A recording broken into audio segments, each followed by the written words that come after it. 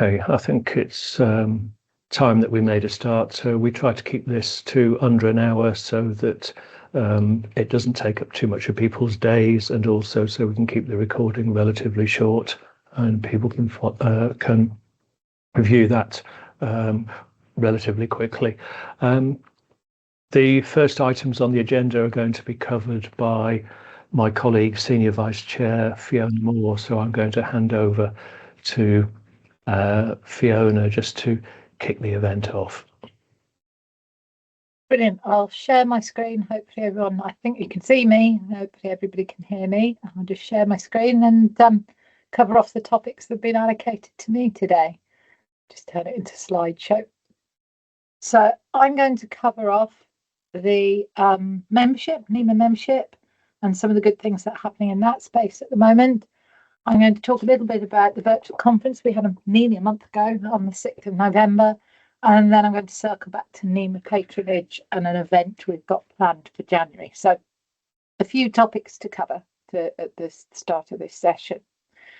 So nima is now a membership organisation, and we've been a membership organisation since June of this year, with a view to becoming a professional membership organisation over time.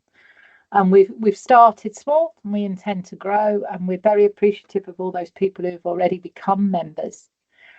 If you are a member, you're invited to join in the latest membership poll.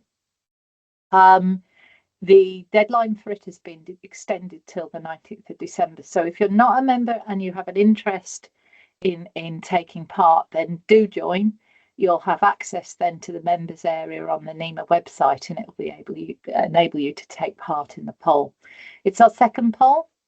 So we want to find out from members why they've joined, what motivates them, but also what benefits they see of membership. And as I say, we're looking to develop membership. Anne will be talking, Anne Kemp, our chair, will be talking more about membership and our strategy overall. But if you become a member, you'll get to play into that space. And importantly, we're polling your opinion.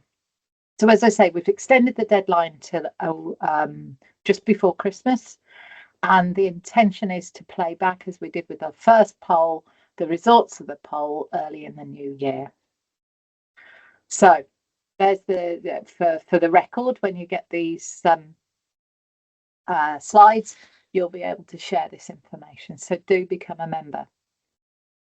If you become a member, you'll hear a lot about the Information Management Initiative, which is very strategic in terms of something you sign up to, a business signs up to it.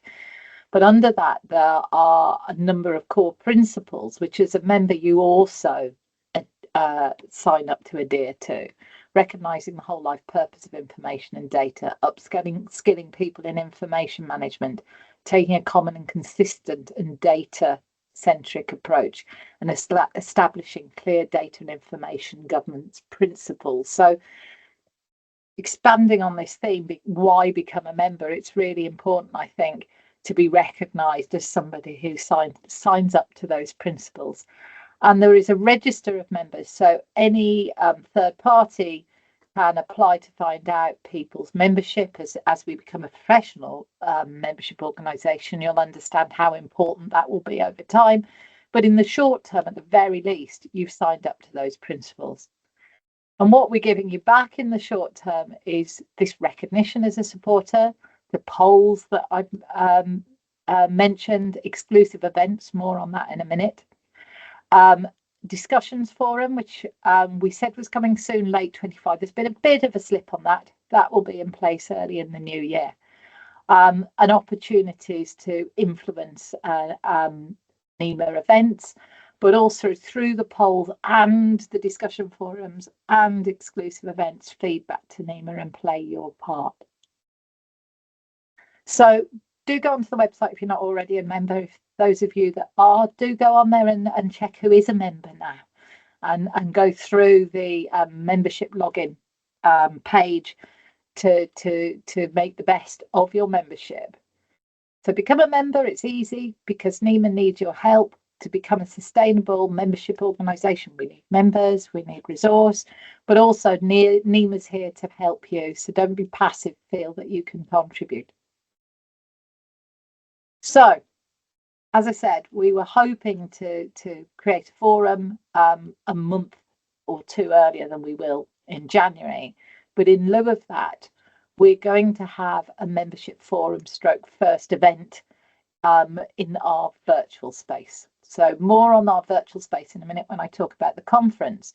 But what we've done is taken, for those of you who were at the conference, we're taking one of our networking rooms, turning it into a nima members room.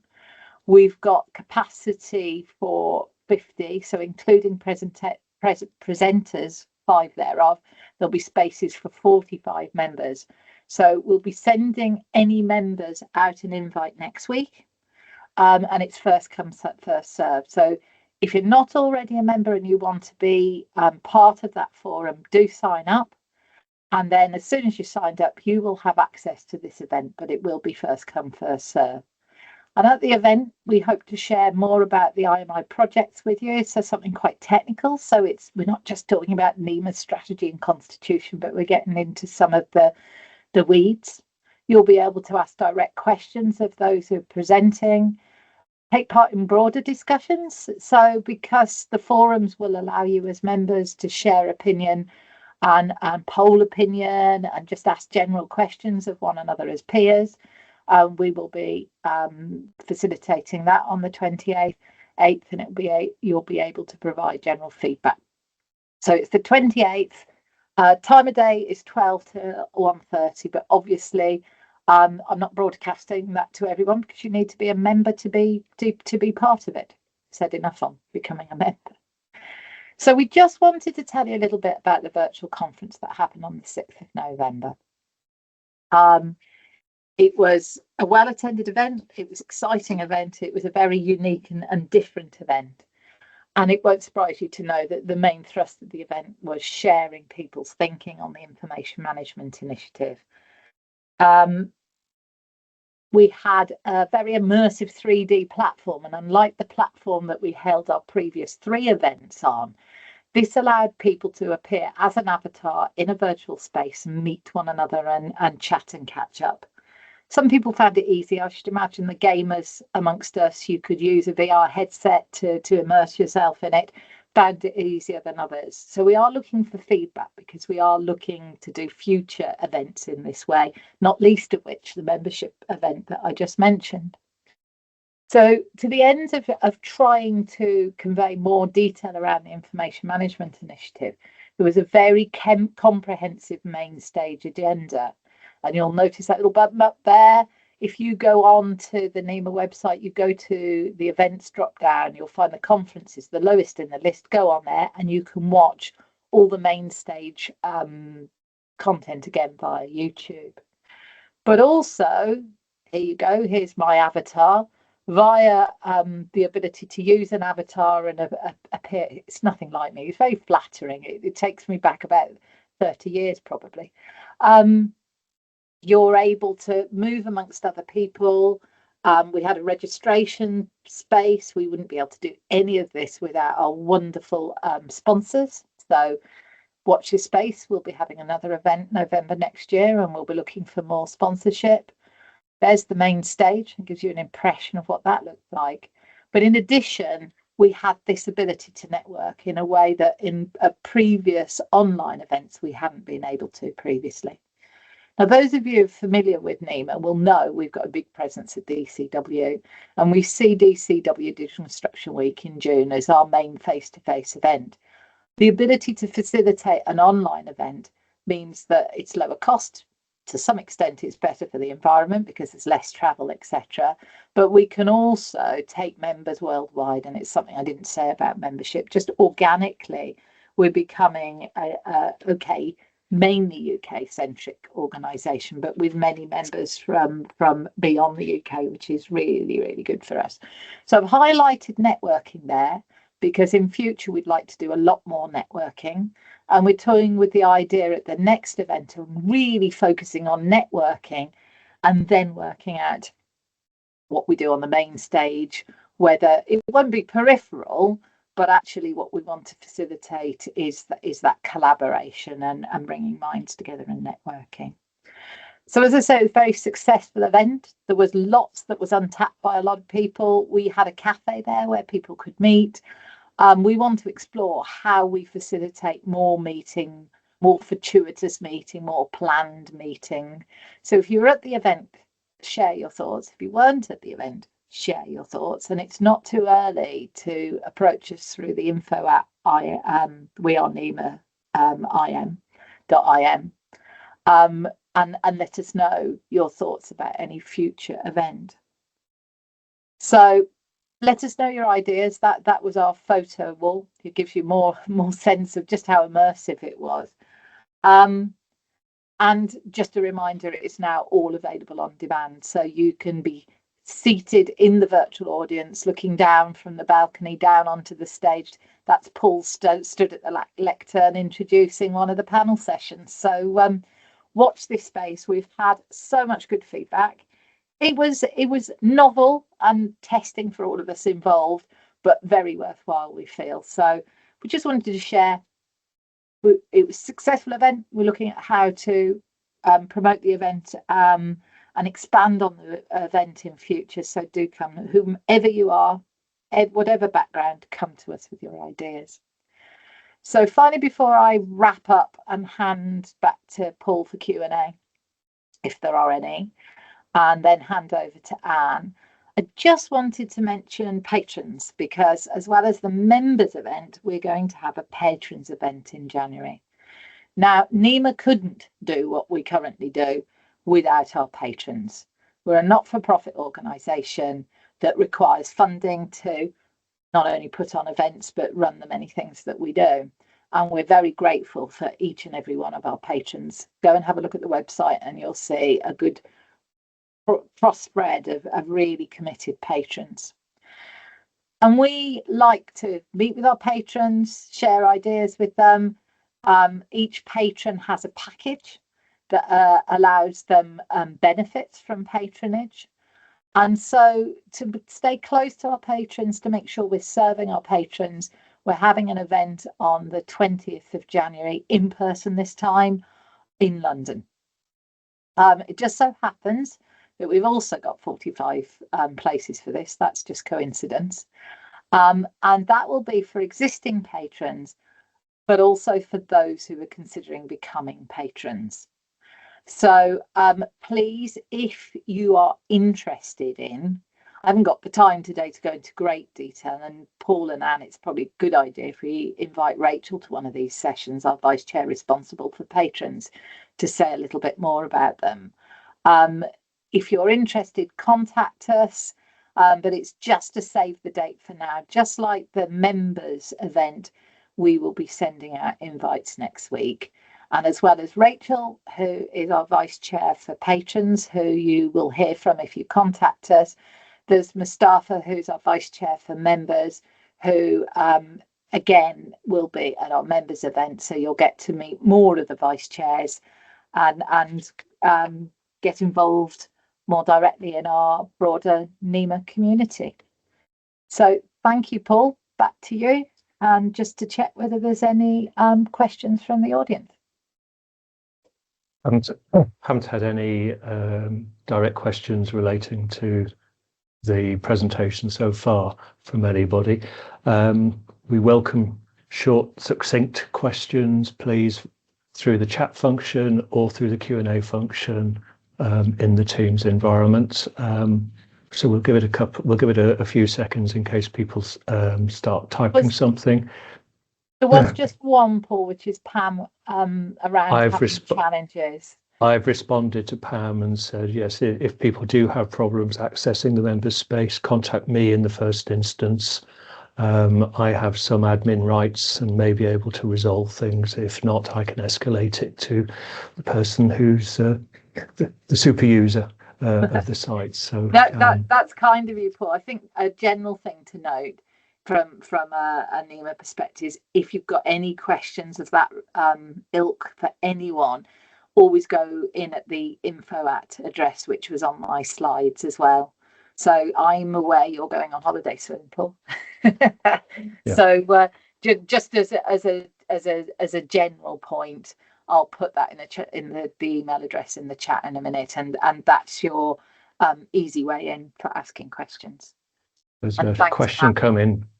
Go on. Question coming from Margaret Saki about what does nima mean? Is it an acronym for better information management? Oh, well, I can answer that. nima doesn't mean anything in essence, other than the name was derived from the Greek meaning for thread, as in the golden thread. I always think when I'm saying thread in isolation, it maybe sounds like I'm saying Fred with an F. Anyway, it's thread, and that's how we came up with the name, because when we transitioned from the BIM Alliance to what we are now, we wanted the ability to talk about more than just BIM.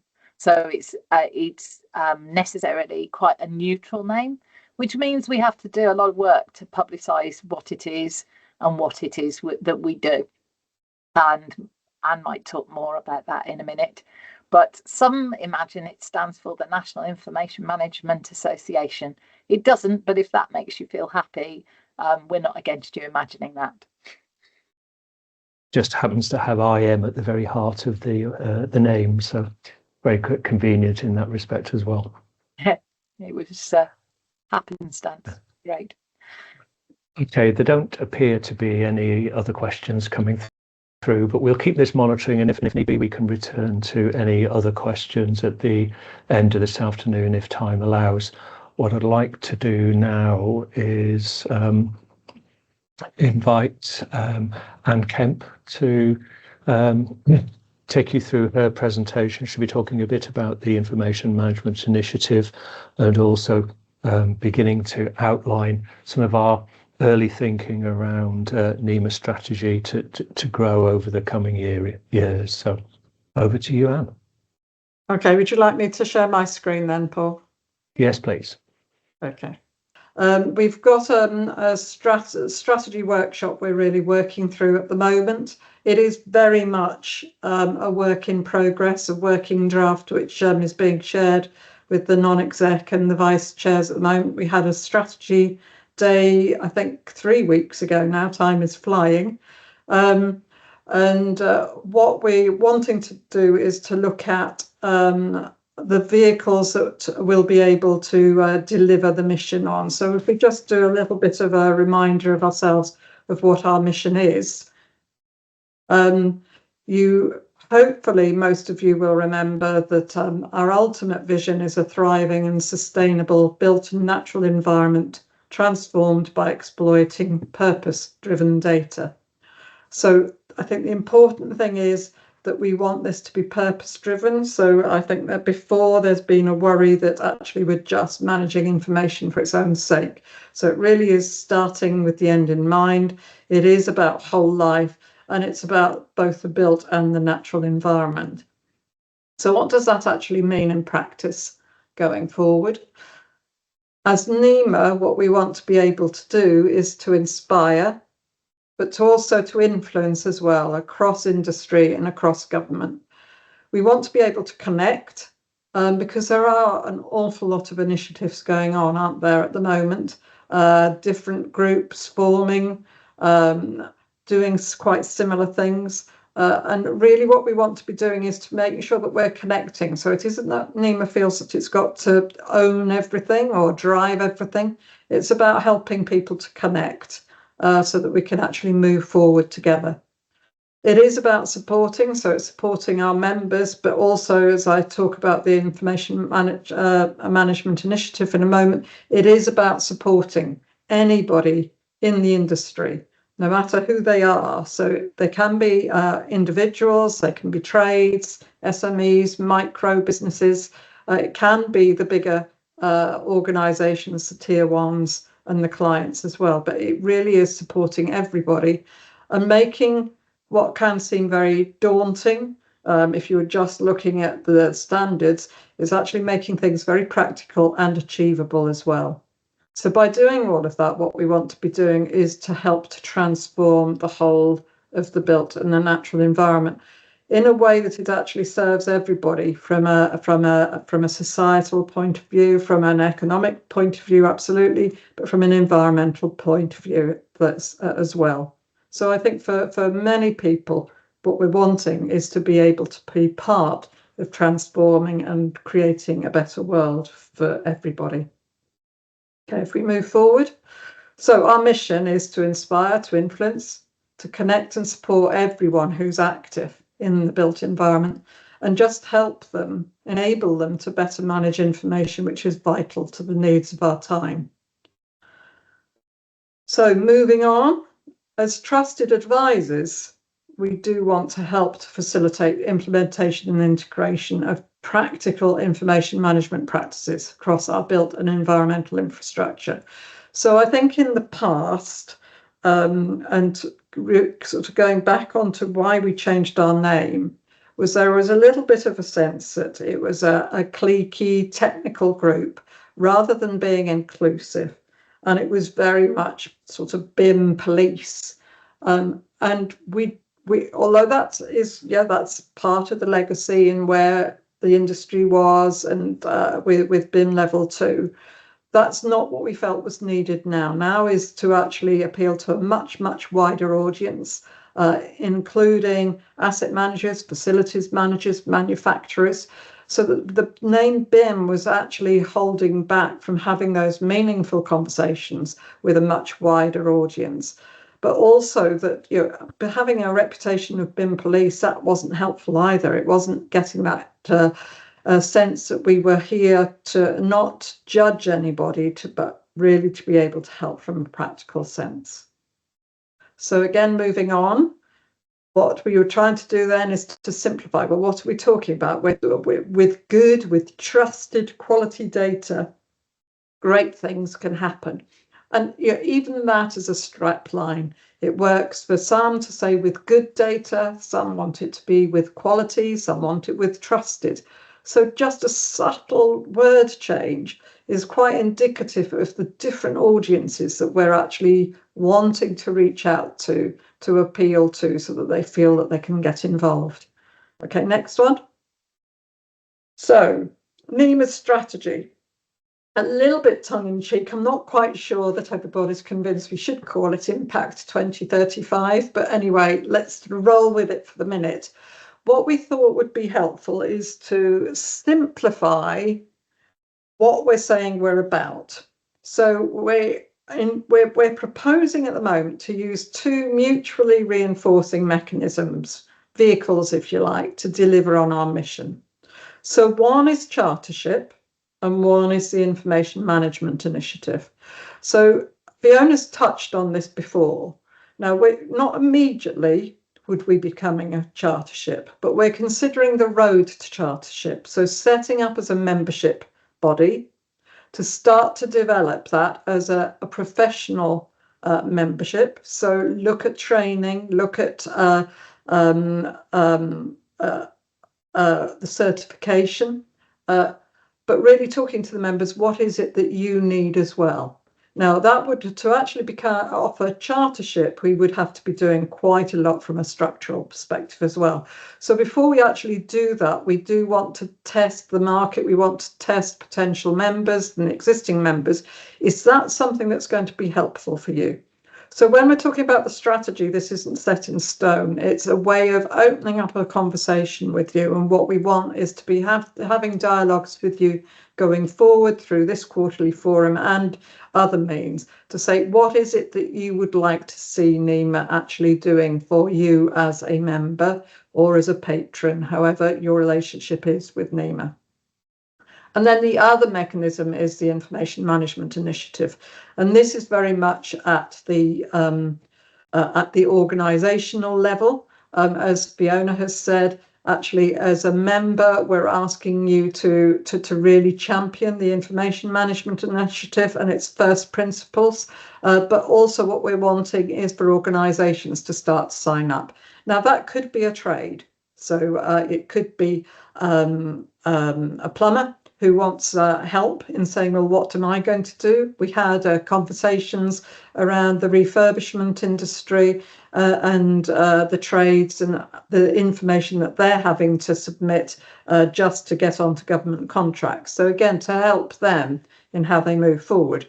But we've got both UK companies, but we've got international companies who also want to come forward to get better at managing their information and to exploit what we're offering from an information management initiative perspective. So there's really three things at the moment that we're covering on that side of things. The first is basic training, so that it's just the high level principles of why it's important to understand the reasons for getting better at your information management. Then there's the framework for measuring maturity and benefits. And we would like to be able to consult with you at a future quarterly forum to ask you whether we're going in the right direction on that side of things. That could be used both for an organisation to say, oh, okay, these are the rules that are applicable to me. This is how I want to go forward. But actually, I also want to be telling the initiative how far I've come. So it could be a way of accrediting an organisation to say how far they've got on their journey to getting better at managing their information. But in actually setting their rules, we've also developed a methodology to actually help you roll out your internal rules, if you like, what we're calling an internal mandate, to actually look at how you do that and how you actually implement that and move forward to getting potentially that accreditation. If we move forward then, Paul, so on the road to chartership then, what we're really saying is we want to establish ourselves first as a thriving membership body. That's what we're going to be focusing on this year. At the same time, Paul Waddy, who's leading on the upskilling and the training, wants to develop a consensus-based information management competency framework. So again, look out for that collaboration and for that consultation.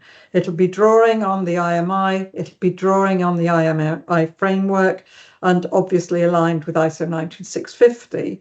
But also looking at other needs as well, from the digital twin frameworks and the wider data governance.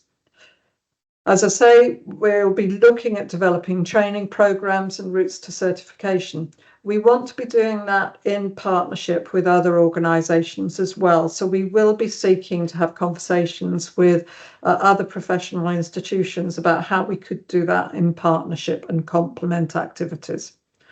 And as I say, at the right time, we would wish to move, we think we would wish to move to chartership.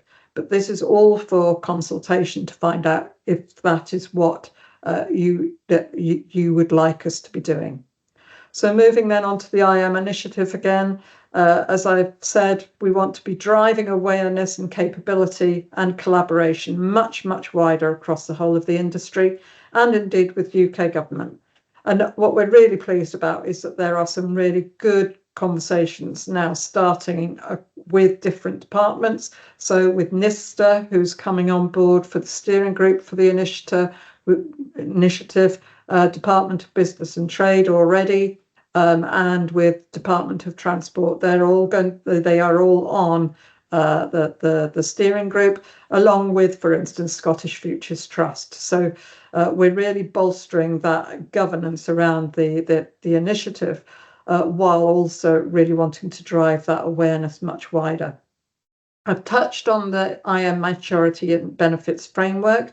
Gordon Mitchell is actually leading on that. We've got a minimum viable product, a tool, if you like, to start to play with, but also Gordon is very, very keen to be able to start consulting on the model behind it. So we will be looking to do some workshops on that to consult and also to present. I would suggest if there's space at the next forum to actually use the forum as a way to actually discuss that too.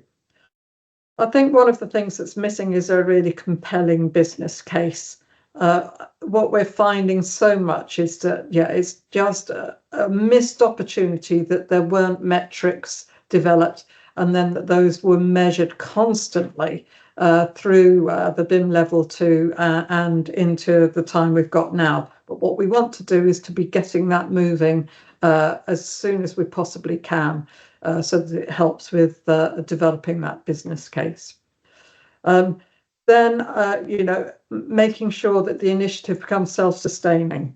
We aren't getting funding on this. It is nima driving this with Construction Leadership Council, who were involved in the original setup. They're still in the background supporting it, requesting that we focus on digital planning and building control. But really the resource is coming from nima and from all of the people who are online here with British Standards Institution and so forth. So that's the whole thing about the connecting piece of nima, is that we do want to connect and to involve as many people as we can. But I think the interesting thing is, which is why I think that these two mechanisms, vehicles are complementary, is that actually with the success of the initiative, with driving more organisations onto the call for action, discussing with clients that actually, they would require organisations to be signed up onto the initiative, it by default will drive demand for chartered information management professionals. So hopefully you can see how these two mechanisms, if you like, complement each other. However, what I would say, if we move on, Paul, is that actually these vehicles need what we already have. So the key drivers are actually around membership, training and upskilling, our technical projects, our stakeholder engagement. We're so fortunate with the volunteers that we have, and equally for the patrons that we have too. We acknowledge that we need to get better at our marketing. Paul has to work so hard on the comms side of things, as do the management team in the background as well. So circling back to volunteers, if any of you on the call feel that you can help, as Fiona said, not only do feel that you can become members, we'll welcome you with open arms, but also if you feel that you can actually get involved, that would be superb as well. Okay, moving on now. I'd like us to move on to discussion. I can see that there's a few comments going on. The IMI framework, Richard, is the guidance website. So so the IMI framework remains the source for guidance. From a business case, yes, I do mean around the good IM. So forgive me if the wording on a slide was wrong. I can't recall why that might have been ambiguous. But the IMI framework is what underpins the initiative itself. It's what provides the rules that organisations can draw, which are relevant and proportionate to them. It is the wider, why should an organisation be moving forward on information management, which we are talking about. Okay, but otherwise, Paul, if you want to direct the discussion, that would be fantastic. While you were talking, and Bill Davis made an observation in the chat saying that he didn't think the name IM was helping, as it's seen as a much wider thing when we are interested in built environment information. Yeah, so that's why, of course, we called it nima. Oh, I see. You're talking about the IM initiative. If you want to suggest a name, Bill, that would be great. I think the thing is, and you could say the same thing about when we're moving towards certification and chartership, is IM for the built and natural environment. As you say, IM can be seen as being broad. It is a conundrum, absolutely. If anyone has got thoughts on that or want to feedback on what we might do on that, that would be very, very welcome. So do appreciate that. For the moment, that's where we've got to. But I can't dispute it. It is a broad name, IM, for the IM initiative. The only thing I would say, I suppose, is that when it was first being set up under the umbrella of Construction Leadership Council, and we had the task group, we did go through quite a extensive consultation. And the IM initiative was what came out of that, in consultation with the IM4 groups, with professional institutions and so forth. So tricky one.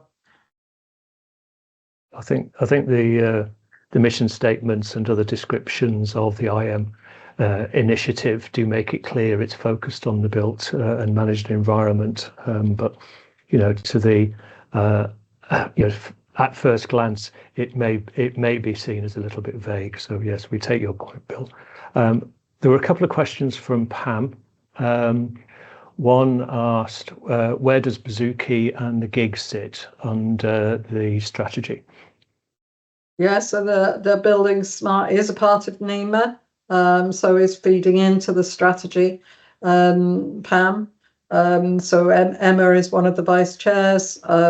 Casey continues to be the chair for the UK and Ireland chapter. So it is an implicit part of nima and part of the governance. So from a non-exec point of view, we've got one of the non-exec who is specifically allocated for the building smart side, but is part of the non-exec meetings as well. So yeah, it's implicit to that, to being a part of nima. The same with the gig, is simply different ways of organising the activities, Pam. So it's not that they're different; they are a part of nima. Does that answer the question? Okay. I think so. Yes. Pam's follow-up question was: is the IMI UK only? No, it's not. So I think I mentioned is that two of the organisations who've made the most progress so far, Atkins Realis obviously is an international organisation. So actually, it's led from Canada, although we have obviously got our UK offices, and ALEC, which is based in the Middle East. So no, it's very much international. It is using the IMI framework, which is international standards. Obviously, the framework at the moment is very much got the guidance based on UK practice. But it is interesting how often the guidance is translated into different languages. So we've got it in, I believe it's Turkish, Vietnam, Spanish.